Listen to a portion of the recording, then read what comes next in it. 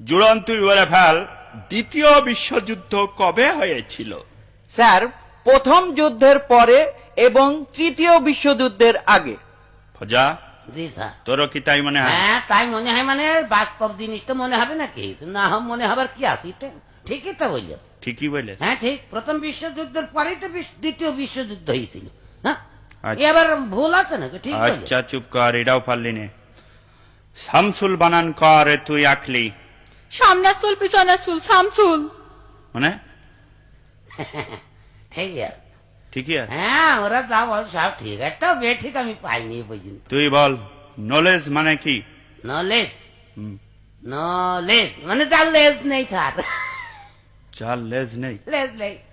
হে তো জ্বলে পুড়ে মলামে কি করে সহ্য করবে, শেষ করে দিলে বে। নলেজ মানে তার লেজ নেই। ওয়েলকাম মানে তুই কি বলে ফেলা? স্যার, তেল আসতে।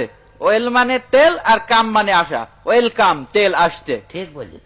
তেল আসছে, তেল আসছে। একটাও হয়নি। মুখ্যমন্ত্রী মানে কি বলে ফেলা? মুখ্যমন্ত্রী, হ্যাঁ, মুখ্যমন্ত্রী মানে যে মন্ত্রী কিছু জানে না, অশিক্ষিত, সেই হচ্ছে মুখ্যমন্ত্রী। মানে মানে আবার কি? আপনি তো সেদিন বললেন যে তোরা পড়াশোনা করিস দিয়ে তোর তো মুখ্যই থাকবে। তাই মুখ্য মানে যদি পড়াশোনা না জানা হয়, অশিক্ষিত হয়, তাহলে মুখ্যমন্ত্রী মানে